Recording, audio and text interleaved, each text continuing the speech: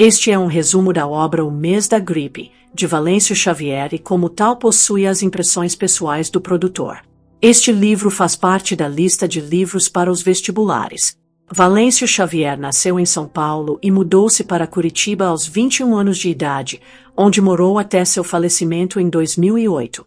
Escritor, roteirista, cineasta e diretor de televisão, escreveu diversos livros e foi colunista da Gazeta do Povo entre os anos de 1995 e 2003. O Mês da Gripe foi publicado pela primeira vez em 1981 e, em 2020, ganhou reedição pela editora curitibana Arte e Letra. É uma narrativa que ficcionaliza a epidemia de gripe espanhola ocorrida em 1918 em Curitiba. É uma novela curta, elaborada por meio de uma colagem dos mais diversos gêneros textuais que circulavam na época ambientada, contendo por volta de 76 páginas a depender da edição. São fragmentos de recortes de reportagens de jornais, folhetos, panfletos de propaganda de produtos da época, relatos de pessoas que viveram o período da gripe e relembram os acontecimentos como testemunhas, além de textos poéticos. O autor mantém a grafia do português da época. Por isso, no título da obra a palavra mês vem escrita com Z ao invés de S, e assim por diante. Também é possível perceber o recurso autoexplicativo da metalinguagem no processo de recomposição pelas matérias jornalísticas que produz outro texto, dando nova ênfase ao contexto explorado pelo autor. Apesar de não ter uma classificação unânime em relação ao seu gênero, O Mês da Gripe pode ser considerada como uma obra de ficção histórica pós-moderna, chamado por alguns críticos como metaficção historiográfica e por outros como novela gráfica, na forma e no conteúdo, devido à sua linguagem experimental amparada na colagem e ao modo com que problematiza a história. Para compreendermos este gênero narrativo, podemos considerar que a metaficção historiográfica é fruto de uma nova relação entre literatura e história trazida pelo pós-modernismo, onde a formação de sentido do discurso não está preso aos padrões textuais convencionais. As fronteiras entre a história e a ficção não são delimitadas, e, portanto, textos e vestígios textualizados como memórias, relatos, escritos publicados, arquivos e monumentos são apropriados de modo geral como intertextos, registros da história, da literatura e da cultura em geral. O livro está dividido em 3 partes, coincidindo nos 3 meses em que a epidemia chegou à capital paranaense em 1918 e provocou mudanças no cotidiano da cidade de Curitiba, ressaltando o contexto histórico-político do momento em que se dava o fim da Primeira Guerra Mundial. Destaca crimes excêntricos, notas com viés preconceituoso contra a comunidade de descendência alemã e a propagação da gripe espanhola que se espalhou pelo mundo, vitimando milhões de pessoas, assim como o coronavírus no nosso século.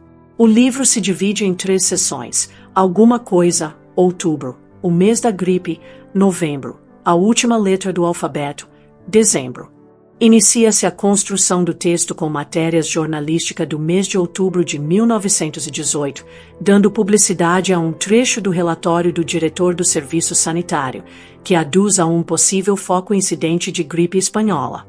Tudo parece se iniciar com uma festa de casamento, onde hóspedes oriundos do Rio de Janeiro trouxeram consigo os primeiros gérmens da gripe, contaminando a população moradora das localidades de Antonina e Morretes, que hoje são 2 cidades históricas e turísticas do Paraná, conectadas pela ferrovia centenária e pela estrada que atravessa a Mata Atlântica. As imagens que constroem a narrativa são evocadas do texto jornalístico, que vai elevando diariamente a proporção da epidemia e deixa que o leitor conclua a gravidade dos fatos. Fotografias históricas ajudam a imaginar o cenário da Curitiba da época, dividindo o espaço nas manchetes com o fim da Primeira Guerra Mundial. O recurso de intertextualidade compõe a narrativa, e o leitor constrói o sentido do texto pelas imagens permeadas de ironia. As ações das autoridades sanitárias da época baseavam-se em recomendar os cuidados necessários à população e o fechamento de cinemas, igrejas e outros estabelecimentos, além de medidas profiláticas que pouco poderiam afetar a mortandade de fato. É possível perceber que a abordagem dos 2 jornais da época, o Diário e o Comércio, eram diferentes. O diário publicava as ações dos sanitaristas, o número de mortos e doentes, enquanto o comércio possuiu uma postura quase negacionista. À medida que a epidemia avançava, as coisas vão mudando. Por exemplo, as postagens do jornal Comércio davam conta de que seus operários adoeciam, e por isso o jornal não saia com o mesmo desvelo, contrariando sua própria posição reativa à ideia da crise sanitária. Em meio às matérias, um poema erótico anônimo chama a atenção, sendo diluído em meio aos relatos e matérias dos jornais. Na segunda seção, o agravamento da epidemia é mais claro. A falta de caixões, cocheiros e cavalos para conduzir os mortos aos enterros. Há pessoas entrando em desespero e surtando em meio à falta de informações e recursos nos hospitais. Há um tom sarcástico no modo como o autor concatenou as matérias de jornais, aumentando a impressão de que havia uma dicotomia no tom dos jornais da época divulgarem a gravidade da doença e a proporcionalidade da tragédia. Esta parte também conclui o poema erótico perturbador, quando descobrimos se tratar de uma narrativa sobre a perspectiva de um homem que invade a casa onde um casal doente está prostrado e se aproveita sexualmente da esposa doente. Ao identificar que o narrador do poema se refere a uma mulher loura, podemos concluir que esta narrativa se vincula à de outra personagem recorrente do livro, chamada Dona Lúcia, cujo relato sobre a gripe colhido em 1976 conta que uma jovem loura que vivia só com o marido nas vizinhanças enlouqueceu sem motivos depois da gripe. Porém, as informações de Dona Lúcia nem sempre são confiáveis, provavelmente pela idade avançada dela quando foram colhidas, além de depreendermos que muitas pessoas que passaram pelo infortúnio foram afetadas psicologicamente.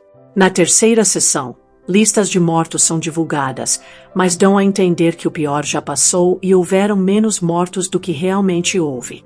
Há o destaque a um fato violento ocorrido no hospício da capital, onde um dos loucos internados matou 4 ou 5 pessoas. Anunciava-se o esmaecimento da epidemia, mas o mal deixado pela crise criou marcas profundas no psicológico das pessoas. O Mês da Gripe é uma obra intertextual, reflexiva e interessante pelo viés inovador de sua construção. Este livro revela as qualidades de um autor importante para a literatura brasileira contemporânea. Este conteúdo possui colaboração de inteligência artificial.